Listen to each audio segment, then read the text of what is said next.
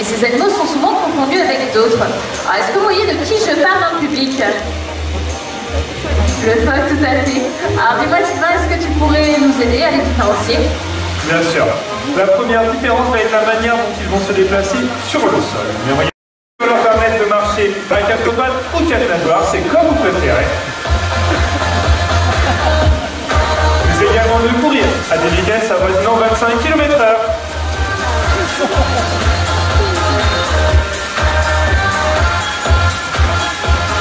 Donc la première différence, c'est que phoque et otaries ne se déplacent pas de la même façon lorsqu'ils sont au sol. Mais comment faire pour les différencier lorsqu'ils sont dans l'eau? Pas de panique, il va exister un autre moyen. Regardez bien de chaque côté de la tête de nos otaries. Vous pouvez apercevoir des oreilles, des pavillons externes. Lui, le phoque, va posséder de petits trous. Il est donc impossible de distinguer des oreilles chez le phoque. Cependant, il existe un point commun entre ces deux animaux. Ils vont tous les deux posséder du poil. Et oui, c'est vrai qu'il n'est pas évident de l'apercevoir lorsque nos otaries sont mouillées, mais regardez bien. Quand on va les caresser à rebrousse-poil, là, vous pourrez facilement l'observer. Super, merci Sylvain. Plus aucune excuse, nous ne devons plus confondre phoque et otarie. Avec plaisir, Sylvain.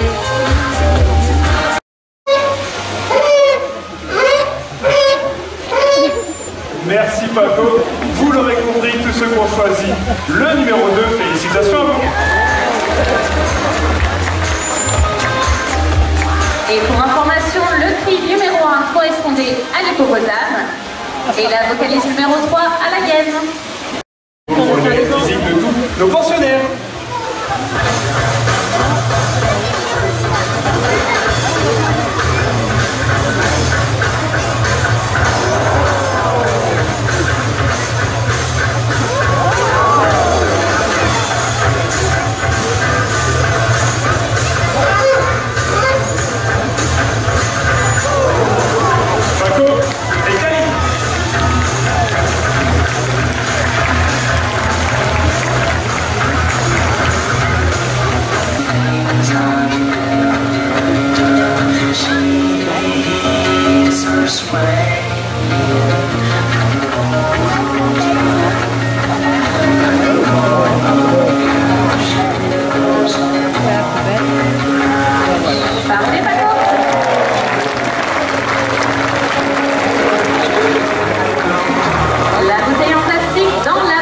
Déchets recyclables.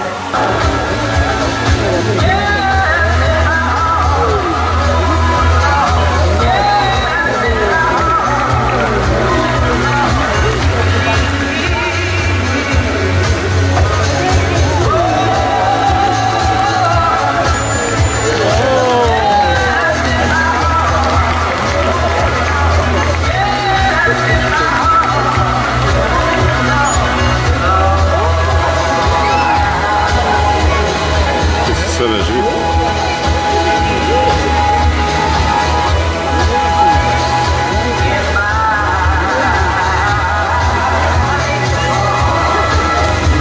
C'est parti, on peut pas dire à la porte Cali et Paco.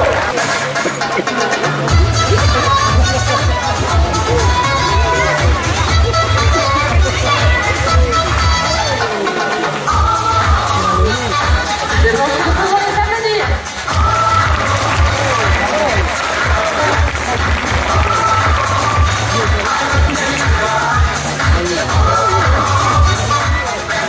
Dis-moi Sylvain, les otaries semblent être des animaux très puissants.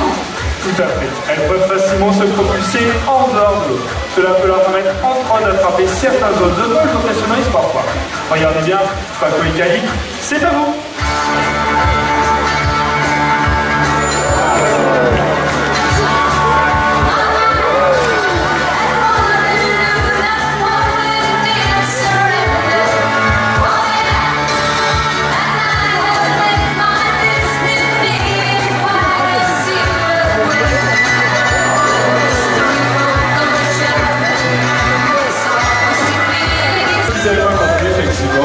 On va quand même donner une deuxième chance à Paco. 1, 2, 3, maintenant.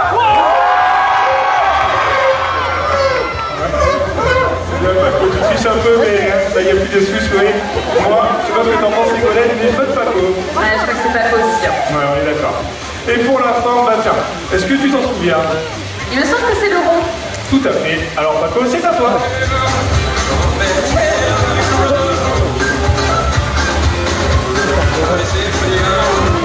Bravo Paco. Autour de Cali maintenant. Et Ségolène, la forme de Cali. Le carré. C'est bien ça. Alors Cali, le carré.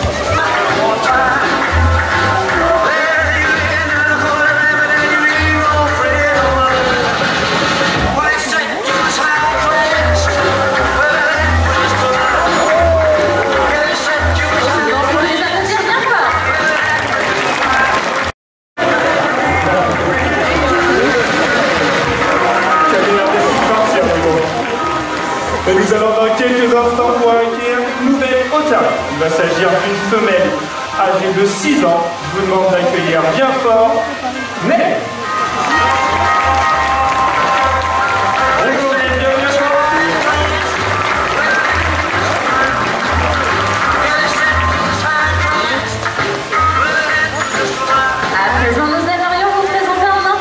Vous allez sans doute voir dans de nombreux reportages. Il est réalisé en coulisses par nos soigneurs, c'est l'entraînement médical. Alors dis-moi Sylvain, est-ce que tu pourrais nous en dire un petit peu plus à ce sujet? Bien sûr. Il faut savoir que l'entraînement médical est très important pour nous puisqu'il va nous permettre de soigner nos animaux sans que nous ayons besoin de les endormir. Cela va commencer par la possibilité d'accéder à toutes les parties du corps de l'animal, et ceci sans difficulté.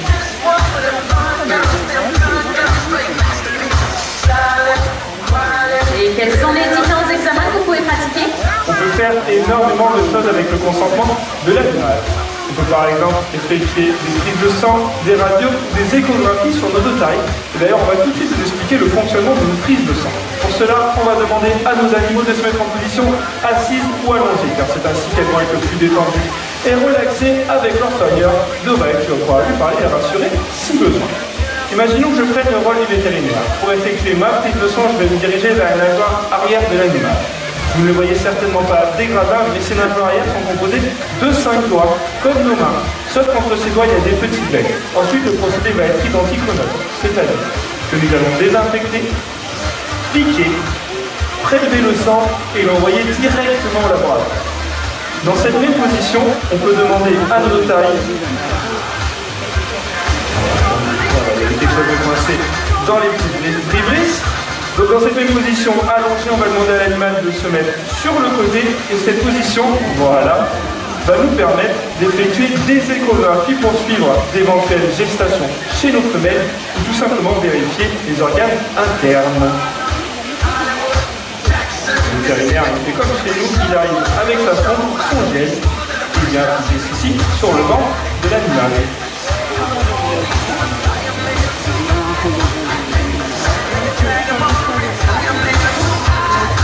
Si les vétérinaires le souhaitent, ils pourront également écouter le cœur ou la respiration de nos animaux.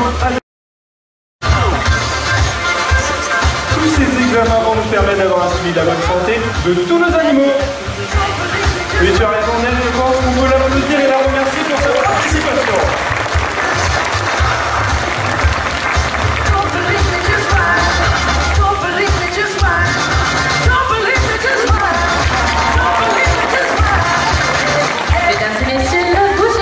Vous allez très vite retrouver notre groupe d'otaries. Mesdames et messieurs, je compte sur vous pour donner le rythme à nos otaries.